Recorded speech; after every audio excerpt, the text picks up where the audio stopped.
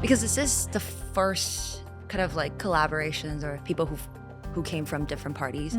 So it's like a rare occasion. There have been, I think, some, I would say, controversial arguments raised about, Taiwan's place in the world or the US's relationship with China. But I think like in Washington, I think this is still somehow under debate. I still hear people needing more evidence about this. But I think what we sometimes miss in these high-level policy discussions is actually the perspectives of people who've really done the work. All parties do have a shared value that we need to be prepared for war in order to not be afraid of war.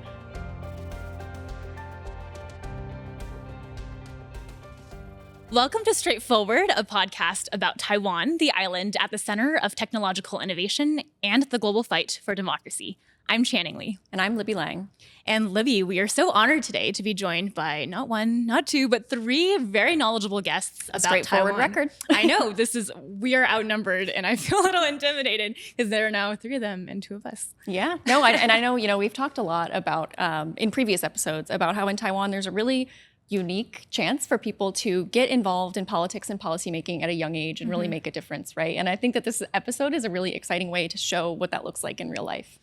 Yeah, I mean, we do spend a lot of time speaking with those at the high levels of government. And don't get me wrong, those are always really awesome conversations, strategic thinking, the guests that we've had previously, have wonderful perspectives to share. But I think what we sometimes miss in these high-level policy discussions is actually the perspectives of people who've really done the work, right? Whether at the staffing level, working for politicians, or also just folks who are coming up with ideas and feeding them into, the future party movements, et cetera. And so we figured, these are going to be the young leaders of tomorrow. These are the folks who have shaped Taiwan policy. Well, I guess all Taiwan issues, all Taiwan policies, or all policy in Taiwan is Taiwan policy in Taiwan. But these are folks who have actually worked in Taiwan for their country, have come to D.C. to make a difference, and hopefully will be those leaders in Taiwan in the future. Yeah, very exciting. So today we have three wonderful guests, three lovely guests. I'll do a quick introduction. So first we have Fanny Chao. She's a Master's of Asian Studies student at Georgetown. Hoya Saxa. Next, we have Alaze Lin, who's a Master's in International Relations student at Johns Hopkins SAIS. Welcome, Alaze. And then we have Joyce Chiang, who is a Master's in Foreign Service student at Georgetown. So lots of Hoyas. Very exciting. Yes, talk about me being outnumbered. Yeah, but I think maybe just to start, obviously, we just gave maybe the quickest overview possible of your bios, but you all have done such amazing and very different work. So I was wondering if maybe we could just start with you all introducing yourselves, how you got into the work that you've done in politics and policy and what brought you to DC. And maybe, Fanny, we could just start with you.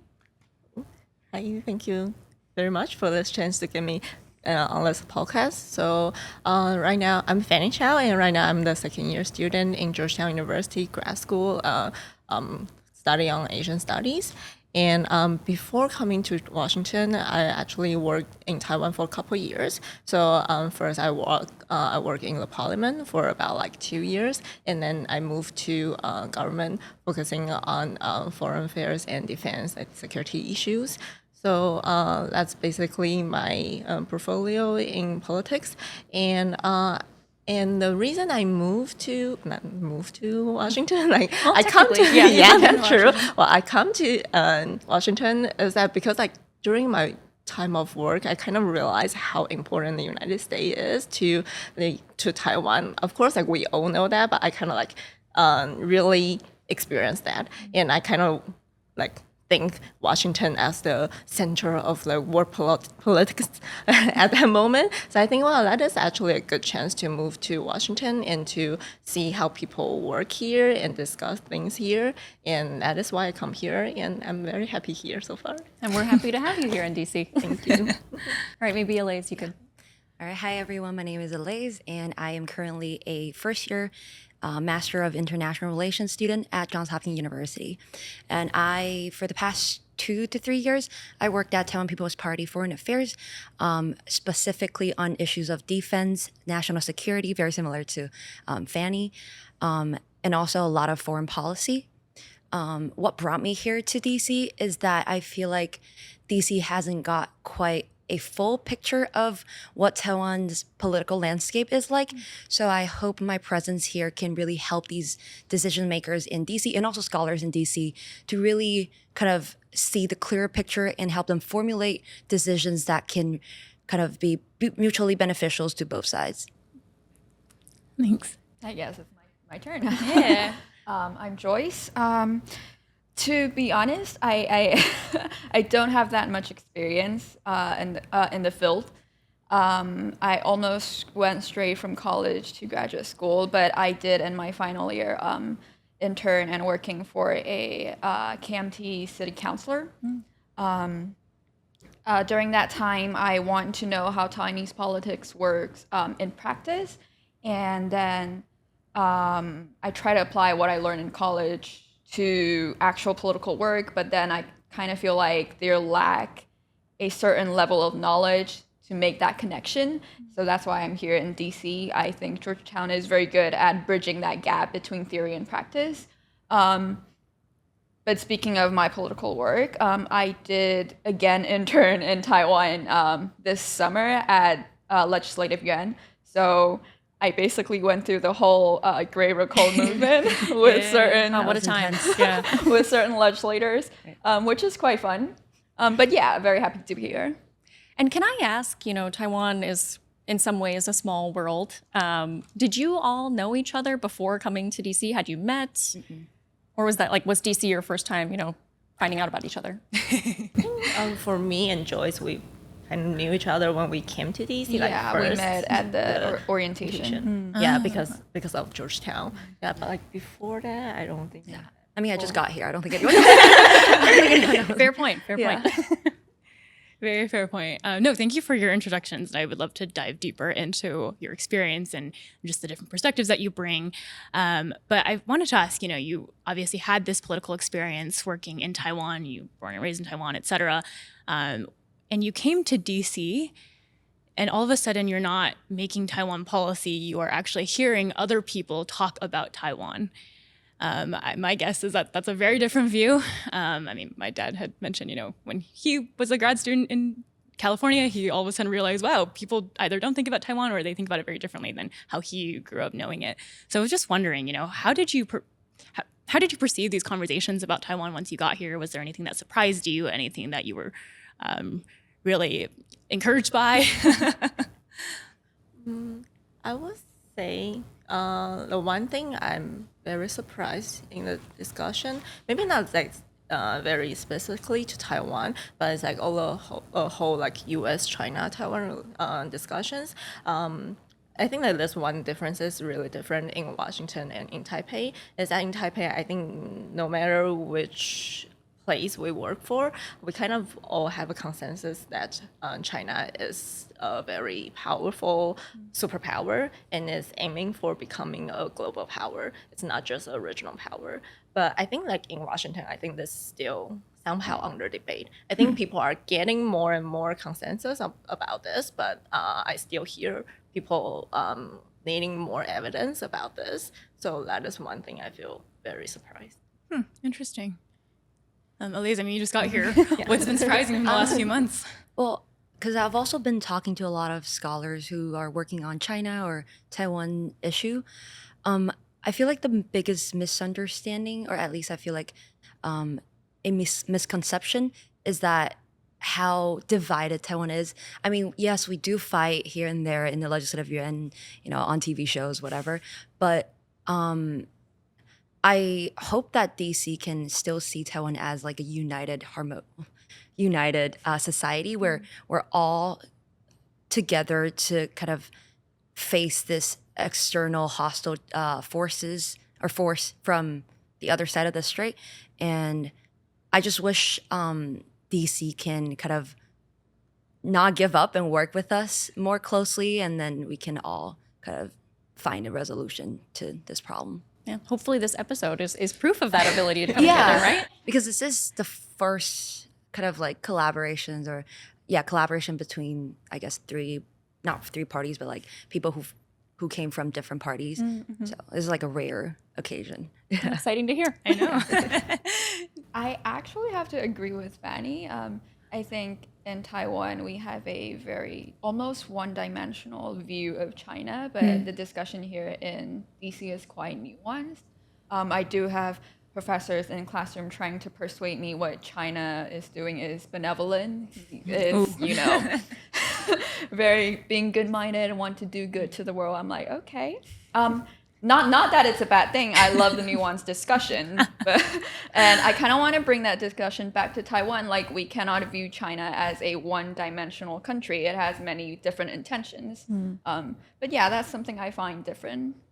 That's really interesting. How do your classmates react? Because I mean, most of your classmates here aren't Taiwanese, right? Especially Joyce on that point, right? There is a lot of debate currently still about China's future role in the world, what their ambitions are. I mean, I always say just like look at what Xi Jinping says. He's actually quite clear.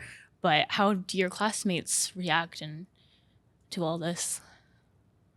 So I would say my younger generation friends, like, kind of perceive China and like China's attitude to Taiwan as a very aggressive one, I would say. But at the same time, I feel like lots of policymakers with experience, they are influenced by their past experience in last century or like the beginning of 20s. So maybe like China behave very differently at the time and right now. So I think this kind of generation gap still exists in right now Washington. That's a really good point, because I think ever since I had studied China, I mean, I just look at Xi Jinping because that's China policy now, right? And actually, this is a really good perspective, especially hearing from Taiwan, because I think a lot of the older generations in Taiwan like don't think of China as the current Xi Jinping era, right? Because they remember in the Hu Jintao era and the Jiang Zemin era, like how China could have been, and then of course how it is now. Anyways, I don't want to talk too much about my perspective, but yeah, no, that's a great point. And so I guess, like, speaking of conversations about Taiwan, it has been kind of a hot couple of months here in DC in the US in talking about Taiwan. And there have been, I think, some, I would say, controversial arguments raised about, Taiwan's place in the world or the US's relationship with China. First, you have a very widely shared argument that Taiwan has somehow, quote, lost the Trump administration. And then second, you have this argument that, basically that Taiwan is kind of the root cause of the tension that it has with China. That if only Taiwan would back down on some things, maybe Trump would be able to reach some kind of deal. Obviously, those two arguments have caused a lot of debate, but I would love to get your perspectives. I mean, again, you have a very different perspective. How would you respond to those arguments? So I actually read that Taiwan lost the Trump administration article. I kind of feel like it is kind of drawing the target and then shooting the arrow. Like, it is kind of linking, Taiwan didn't successfully make a trade deal with Trump with the cancellation of Lai Ching-te's visit to New York. Like, sure, the two events happened kind of in the same time period, but they're not necessarily linked together. I mean, so I'm being as objective as I can here. That's okay. You can also say your own opinion. Has our current government made meaningful connection with the current Trump administration? I'm inclined to agree with the argument and said no, but have we shown enough friendly gesture? I think yes. I think that argument is kind of jumping to the conclusion and making false linkage between two events. And for the demand that comes with that argument, so, for example, Taiwan should spend more national budget on defense. It is a legit argument, but 10%, I don't know. Because if you really count our current national budget, 10% of our GDP is 100% whole, exactly. 100% of our national budget. It is an excessive ask, but it is a legit argument. As in, we do need to make that discussion about should we increase our defense spending. And another part of that, part of my opinion toward this kind of discussion is that we should ask not only how much should we spend on defense, but also what goal exactly do we want to achieve? Like, is it just more like military stuff, more jets, airplanes, whatsoever, or are we building our like civil resilience? Are we stabilizing our energy security? Are we like, what are we doing with that money? Is it only defense? That's my thought. Well, bouncing off of what Joyce has said, I think it is a consensus between all three parties that we should all increase our defense budget. I don't think that's, that should be doubted. It's just the number, right? There's no way we're spending 10%. I mean, we're going towards 3%, which is kind of like the minimum, I guess, right now. But we're definitely, I know the KMP has proposed like 3.3, and President Lange has said we're going to hit 5% or something, or 3.5, I'm not sure, 5% at 2030, right? So I think it's a common goal that we're all going towards. We're all trying to achieve a higher like spending on defense. I guess that's kind of like showing how Taiwan actually is ready to defend itself. But going back to the article, how Trump lost Taiwan, no, the other way around, how Taiwan lost Trump. Honestly, when I was reading it, I feel like the article cited a lot of unverifiable sources. And that kind of makes the article itself quite kind of, I'm personally very skeptical about a lot of its points. And also, instead of questioning whether Taiwan stole the semiconductor, what is the word? Semiconductor industry from the United States, it's more important to see how Taiwan's semiconductor industry is now playing such a vital role underpinning the U.S. economy as well as its technological advancement. So I don't think there's a point of questioning or pointing fingers at who stole what or who did what to each other. That's a really great point. Yes, I actually very agree with to my friends here.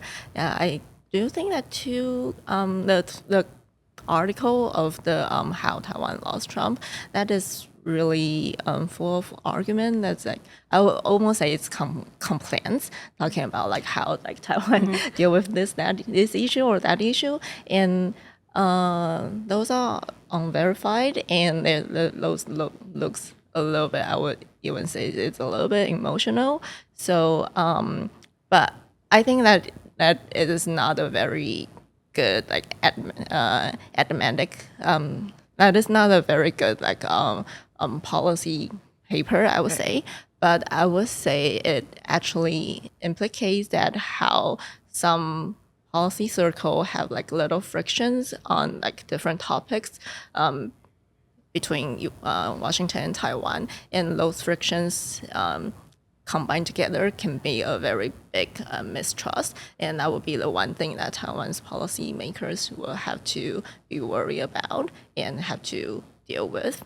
And I think like for the second article, when we're talking about like Taiwan should back down and like U.S. and China can make a deal, that would be actually a very dangerous argument for U.S. actually, not for Taiwan, but for U.S. I think like it is suggesting some kind of negotiation tactics, but that is a very bad tactic, I would say. It's like, okay, I know what you want the most, and I'll give you that. So I just like, I think that is an interesting point, but just you need more consideration on that. I kind of want to jump into that last part because I kind of forget about the second argument. Sorry, but yeah, I think I agree with you. Like, it is a very dangerous kind of mentality. But I also want to add that the trade war has been ongoing for years, and it's not like Taiwan has not been there, and it's not like Taiwan has been part of the equation or thought process during that trade war. So all of a sudden, this argument after, I don't know, 8-9 years of trade war, to be honest, I don't know where that argument come from. So I'm actually quite surprised. You all seem like you agree on the response to these opinion pieces. So I do want to bring the conversation over to some of the policies that you're that the parties that you've worked with have tried to push forward. Obviously, like any country, any society, there are lots of challenges, problems that different political parties are trying to overcome. So I'm wondering now, like just to take a step back from just purely U.S.-Taiwan relations, Taiwan is facing not just the foreign policy, national security issues, but also a lot of domestic issues as well. Maybe Alaze, I'll start with you. The Taiwan's People's Party is the newest party of the three that we have kind of represented here today. I was wondering if you can give an overview of kind of what is the Taiwan People's Party trying to achieve that's different from the two parties that we've discussed at length on our podcast, and what do you see the future of the TPP being able to achieve in Taiwan? So I think one of the biggest kind of misconception of TPP and where its foreign policy is that we align more towards we align more towards like a pro-China narrative. So Taiwan People's Party, they position themselves more towards how the people are now kind of thinking about Taiwan and how they want to live their lives in Taiwan. On foreign policy, Taiwan People's Party really is close. I would say really is closer to the that of the TPP. I guess the official stance would be cross-strait peace. Well, Taiwan sovereignty and cross-strait peace, meaning that Taiwan should be its own Taiwan should be its own sovereign country, and that the other side of the strait shouldn't have any say into how we govern or how the government govern its country. Going forward, I think the Taiwan People's Party will be even more clear on its stance and obviously continue to do their work in the legislative yuan, playing that critical minority role and exercising scrutiny on our ruling government, hoping that we can bring more harmony to domestic issues. Yeah. No, thanks. And also working with the DPP, because they haven't really worked with the DPP that much for the past or the last session. It's mostly with the KMT, but I do see like a path or like trend going forward to work more with the DPP, or not just limited to DPP, but both sides.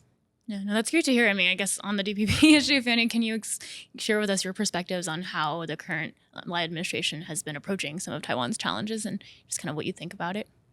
I think Lai administration has really a strong sense of continuity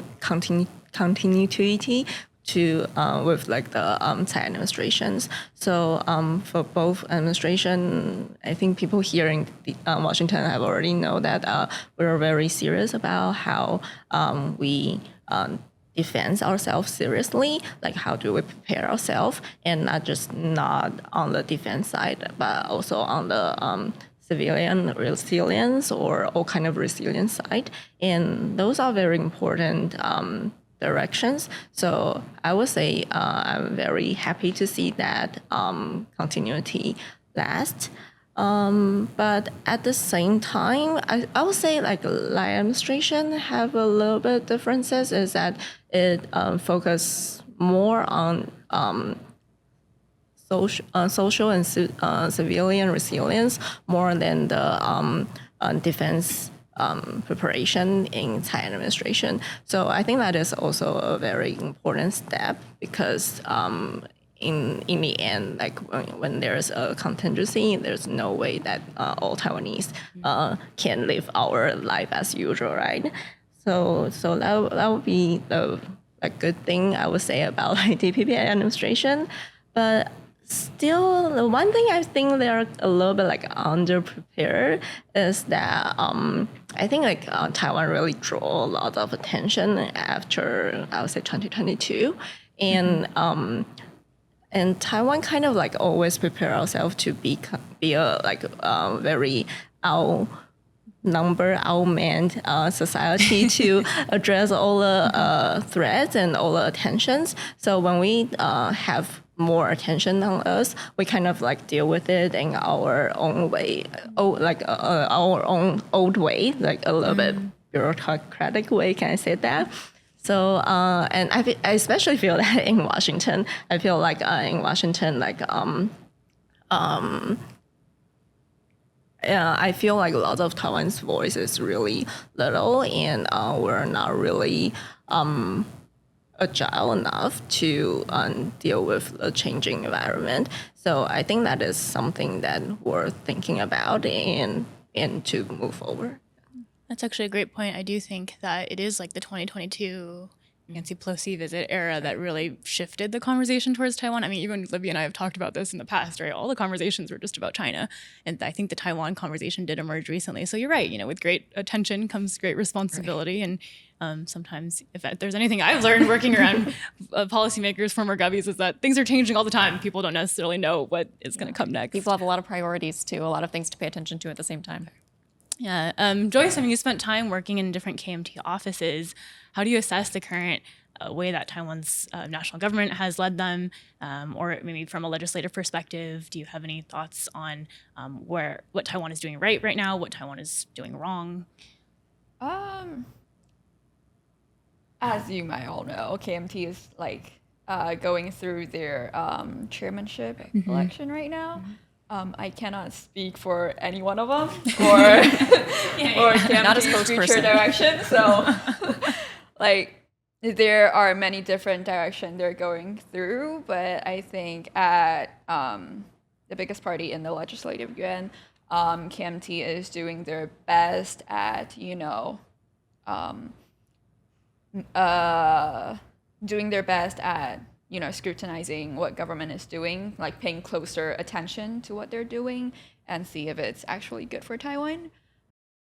I think I really like about KMT, it's my own, personal perspective, is that they respect Taiwan's linkage to China.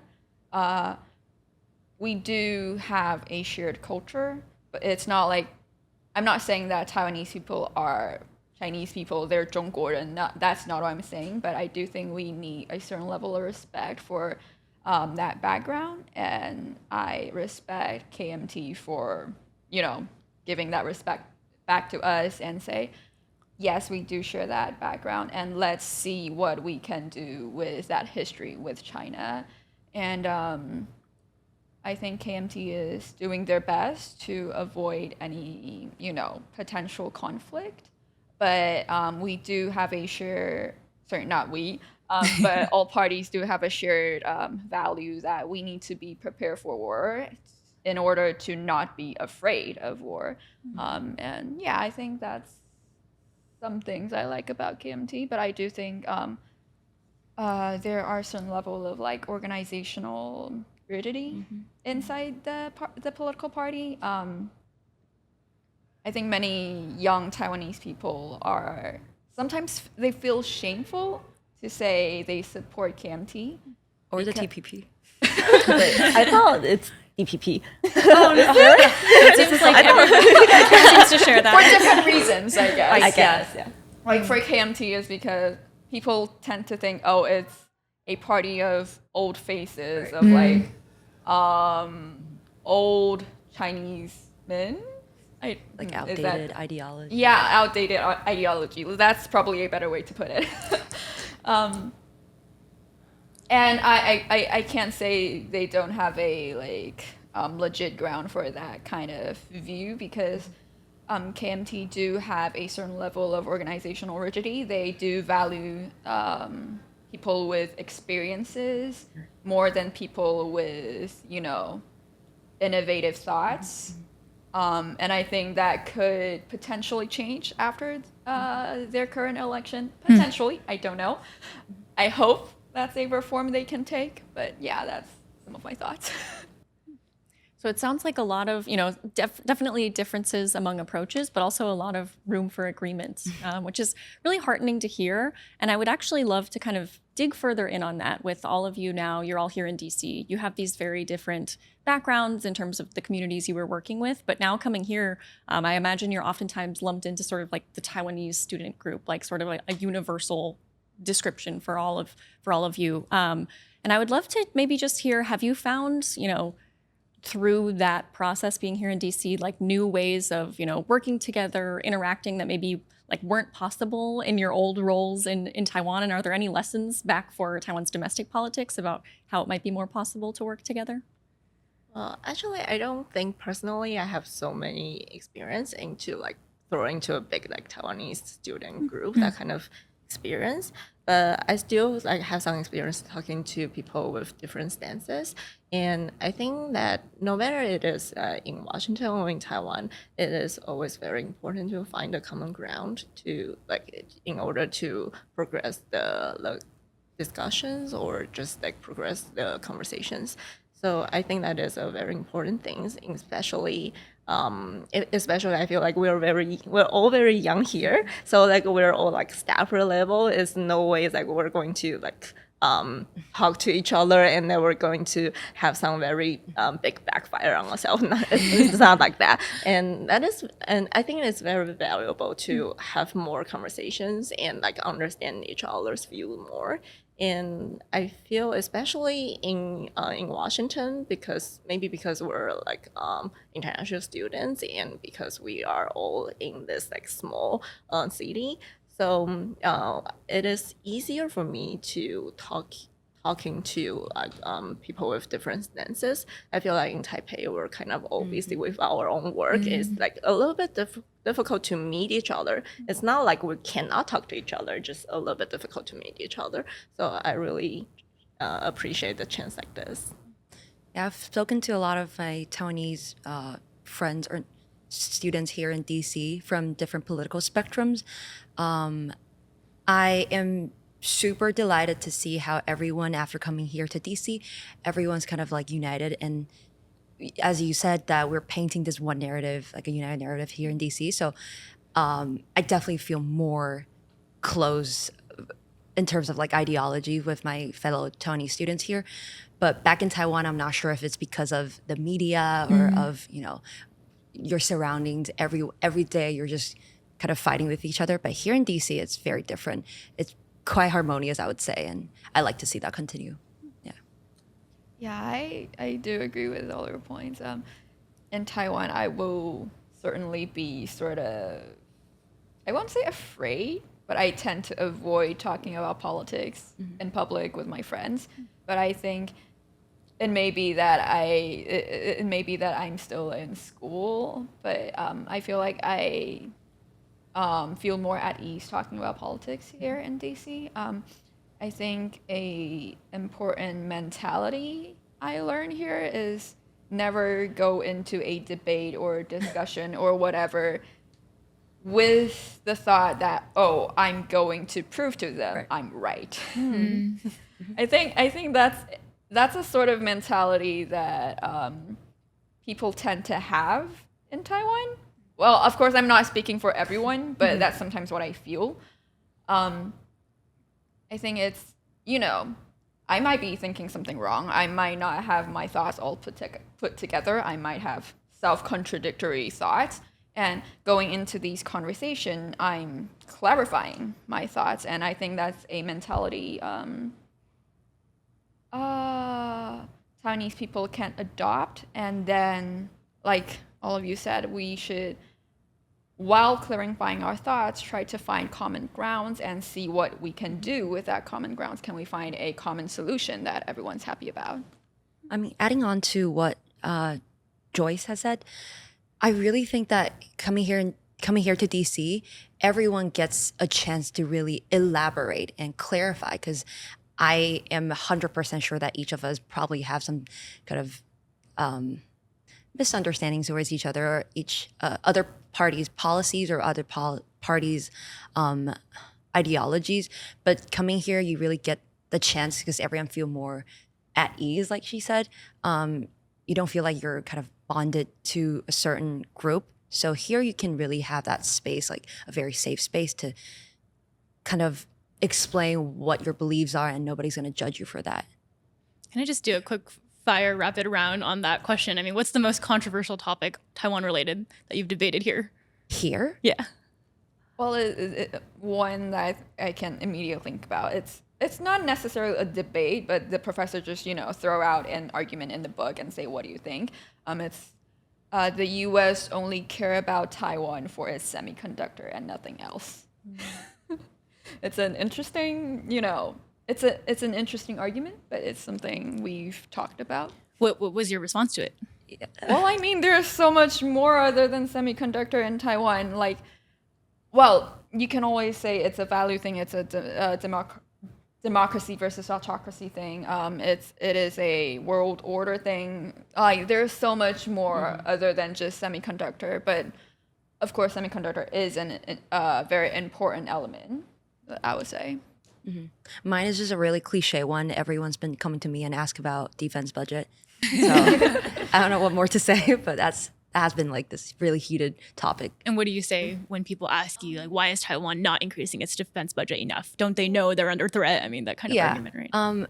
I would say that we're not protecting ourselves. We are. It's just we have to take steps. We can't jump from 3% to 10% in just 1 week. That's just impossible. But we are taking steps to achieve like a higher defense budget. I would say for me, just like the articles that we discussed, I feel like this kind of article questioning about Taiwan's strategical value for the U.S. is really like a big debate in Washington right now. And for my response, I would say like we all respond to that. But for me, I would say like lots of them are very just like looking at one point, as Joyce said, like looking at semiconductor, looking at like defense. But it's actually like Taiwan-U.S. relations have a very different dimension aspect, and every aspect should be addressed. Yeah, so I mean, it's really interesting to hear you say all this, right? And I think one thing that I often hear from our Taiwanese counterparts, whether at TechGrow, whether in Taiwan, is like, oh, Taiwan is 小小的地方, like it's such a small place. Like, what can they actually do in the world? I feel like it's quite self-defeatist because if you look at the statistics, I'm always surprised at how much economic success you guys have had, how much on the world rankings, you're always up there, even in sports. I mean, baseball, right? We've talked about that sometimes, and for its size, right? I mean, I always say Taiwan's like California. I mean, I'm from California. And even, when you look at California statistics, right? Also just one state in the United States, but also outsized impact. So how has your view of Taiwan's place in the world changed since you got here? And I know, Alaze, you've only been here for a little bit, or has it not changed at all? I mean, how do you now think about, having been here for either a year or a few months, Taiwan's role in the world moving forward? I think like for me, I always think of like Taiwan's relations with all countries' relations, like government to government relations. So I only think of the kind of dialogues happened, and only that dialogues matters in my past view. But I feel like after I come to Washington, I feel like everyone knows Taiwan, everyone have their own opinion, and no matter it's in academia, it's in think tank, it's in on the Hill. So I think that the diversity of the conversations and diversity of opinion on Taiwan is really a big change to me. And right now, I kind of feel that it is a little bit sad. Like I cannot participate in all the discussions there, and I do hope that we have more like Taiwanese friends be able to come to US and like join those conversations.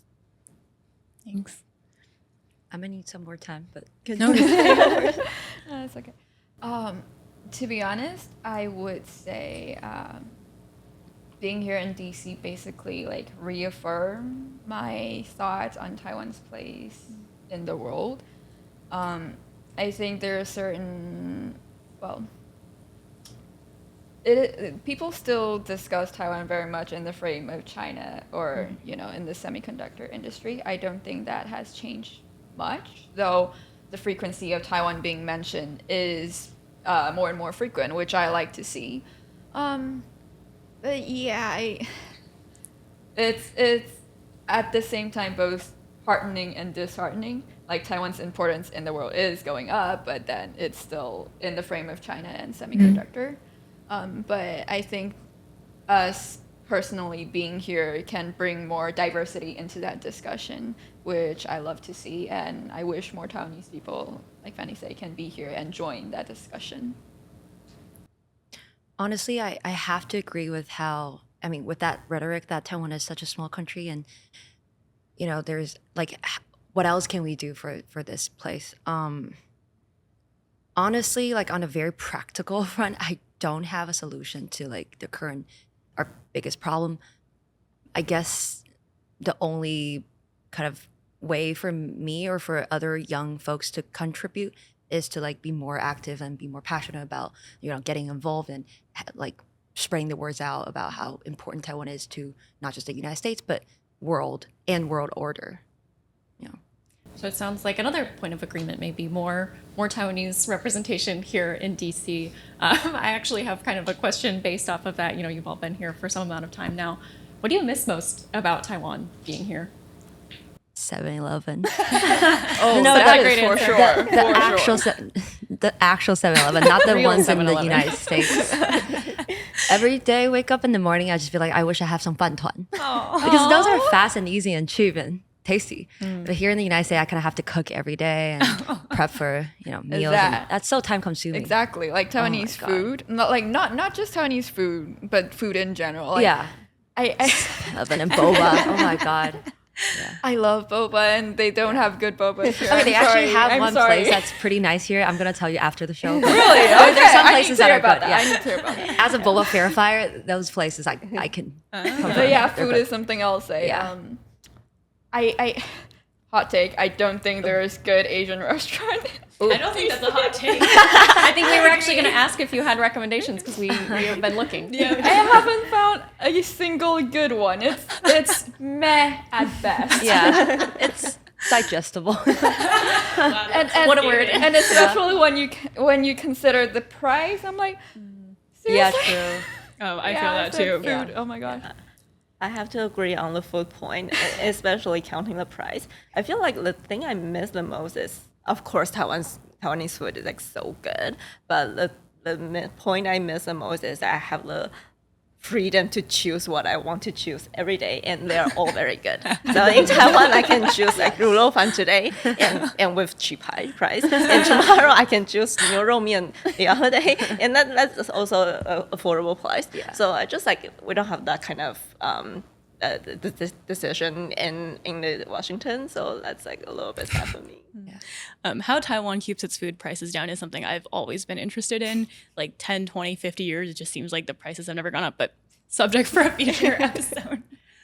Well, for those of you who have watched Strait Forward, we like to bring Taiwan to a wider audience, and that starts with some Taiwan recommendations. So if you had to recommend one thing from Taiwan, I know we just had a very tasty or maybe digestible discussion about food, but what would you recommend for someone who doesn't know as much about Taiwan, or I guess after 16, 17 episodes, they know a little bit about Taiwan, but yeah, what would you recommend to our audience? So I guess all the tourists going to Taiwan, they always visit, 九份, Alaze Lin, those like 日月潭, very typical tourist destinations. But my personal favorite would be those cultural and what we call like 文创园区. So those cultural and something park. I forgot the name for it, but they have many of those in different cities. Some in Taipei, some in Taichung. I like the ones in Taichung a lot. I don't usually go to the south, but I'm sure they have some really nice, creative, cultural parks. There, you can actually find a lot of what we call 小物. So a lot of how would you translate 小物in English? I don't know, like souvenirs, but- Little things. I guess. I guess, Yeah. yeah. But those are very like culturally tied with Taiwan and sometimes like subculture stuff, but they're very cool. The Wenqing kind of vibe to it, I like that. And I like our stationery products. They're so much better than, Sharpies here in the States. Yeah, I'm so glad you bring that up. That's a great point. So I think everyone should take a look at those. That's very special, like unique to Taiwan only. That's a good one. I think like I want to recommend something people can experience without physically being in Taiwan. So I'd say there are some very good Taiwanese TV series. A most recent one is called 0 Day Attack. I believe that's the name. It's a bit more heavy, and maybe you can say thought-provoking. It's based on a fictional like scenario where PLA actually attacked Taiwan, and it covers some of the information warfare or like how an actual blockade could look in Taiwan. But if you want to go for something more, lighthearted and potentially more comedic, my recent favorite is called "Oh No, Here Comes Trouble." Oh. In Chinese, it's I believe it's 不良执念清除时. Something along those lines. I hope I'm getting it right. But it's about how a teenager all of a sudden have this ability to talk to otherworldly entities, and then he kind of tackled with grief and people's kind of, you can say, obsessions with stuff, and then how do you deal with that and how do you overcome those things. I think it's a very interesting one. It covers those topics while having Taiwan's like social issues and some cultural value embedded in that TV series. I think it's a really good one. I think I have something very similar to you. Is that when I think of this question, I think a few days ago in Washington we have an event that there is a broadcast of a movie called Yi, which is like a Taiwanese old movie. And I think that Taiwanese old movie is actually really good. Like I learned that from a course when I'm back to uni from a French professor. Is talking about like the movie like in the modern world, and he talked about like Taiwan's movie, especially in 1980s. They are actually very good. Like we have like some director like Lian, like Ho Xiaoxian, Yang Dechang. They are like very good at putting good movies, and they are not very heavy, so it's like easy to digest, and also like you capture the culture of Taiwan very good. So I actually really like them. So I think that Taiwanese old movies are very good. And I'm sure some of those have to be on streaming platforms. They've been out for quite a while. So. Of course. Yeah, well, thank you for those recommendations. Thank you so much for joining us today. This was a fantastic conversation. I hope we can keep doing something like this, maybe for future SCSP events. But I think this is just so enriching because you really come at it from different perspectives, but almost have so much agreement that I thought, did we even need to do this episode? It seems like we all agree. So that's just really fascinating for me to see. And, of course, best of luck with your studies for the rest of the year or 2 years. I mean, thank you so much for coming and sharing all this with us. And we really hope we can do this again. And we look straight forward to seeing you next time.